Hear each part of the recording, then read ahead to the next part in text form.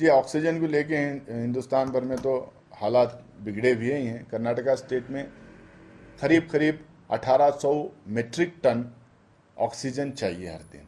उसमें हमें जो मिल रहा है 850 मीट्रिक टन, इतना ही मिल रहा है।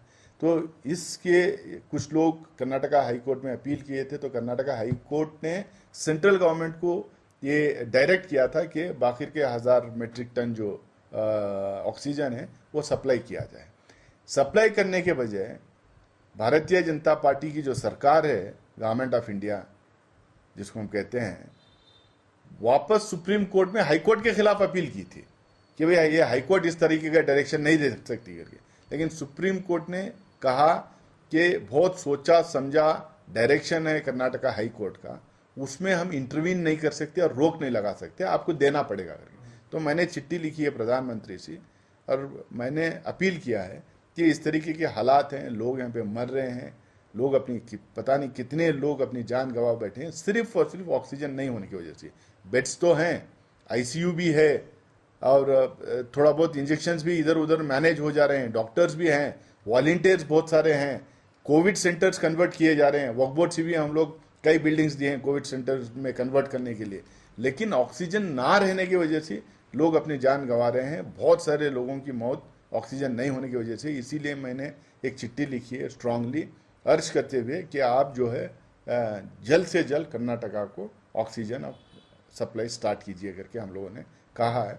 इसके साथ में भी मैं ये भी लिखा हूँ कि वैक्सीनेशन अगर तेज़ी से हो तो कई लोगों की जानें बच सकती हैं।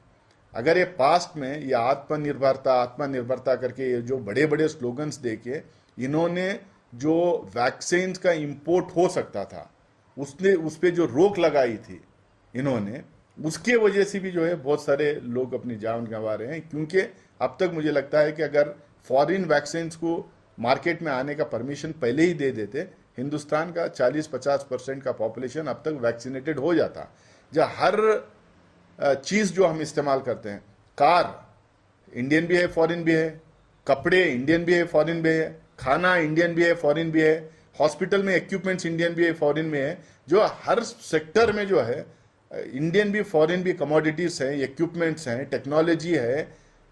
तो वैक्सीन के लिए क्या इतनी ईगो थी प्रधानमंत्री की कि वो वैक्सीन इंडिया में अलो नहीं कर रहे थे। वो अलो कर देते तो मुझे लगता है कि 30-40% का पॉपुलेशन वैक्सीनेटेड होता। तो वो भी मैं मेंशन किया हूँ कि वैक्सीन भी जल्द से जल्द ज़्यादा से ज़्यादा कर्नाटका दे, ताकि ज़्यादा से ज़्यादा लोगों को हम यहाँ पे वैक्सीनेट करें, जिससे जाने आने वाले दिनों में बच सके।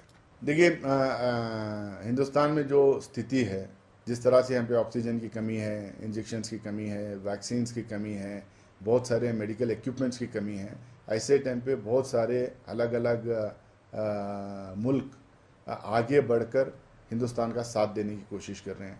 बहुत सारा न्यूज़ में हम लोगों ने देखा है कि सऊदी अरेबिया से आया है और बहुत सारे गल्फ़ कंट्री से आया है, इवन बांग्लादेश मदद करने की कोशिश कर रही है, यूरोपियन कंट्रीज़, पाकिस्तान से भी जो है मदद आ रही है। मुझे लगता है कि हम तमाम इन मुल्कों का शुक्रिया अदा करना चाहिए, जिस तरह से वो आज एक क्राइसिस में वो हमारे लोगों को मदद करने की कोशिश कर रहे हैं। हम लोगों को उनका शुक्रिया अदा करना चाहिए।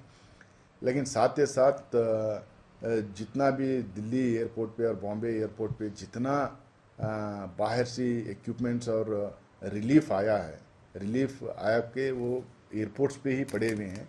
मैं प्रधानमंत्री से आग्रह करूंगा कि वो जल्द से जल्द उन तमाम इक्विपमेंट्स को, उन तमाम रिलीफ मटेरियल्स को रिलीज़ करें ताकि लोगों को उससे मदद हो।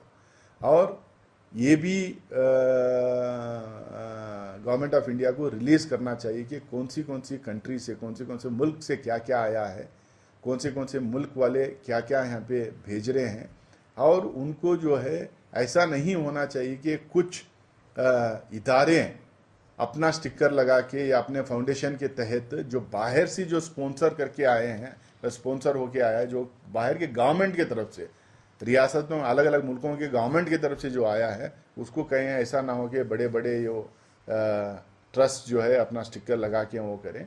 जो कंट्री भेजी है उसको उनका क्रेडिट मिलना चाहिए। हम लोगों पूरे हिंदुस्तान के अवाम की तरफ से प्रधानमंत्री उन तमाम मुल्कों का शुक्रिया अदा करना चाहिए ताकि इससे आने वाले दिनों में भाईचारगी बने रहेगी। तो ये मैं प्रधानमंत्री से भी अपील करता हूँ, और मैं खुद भी एक पार्लियामेंट मेंबर होने के नाते उन तमाम मुल्कों का शुक्रिया अदा करना चाहता हूँ जो आज हमारे लोगों को, जो हमारी अवाम को, हिंदुस्तान की अवाम को ऐसे क्राइसिस में जो मदद कर रहे हैं।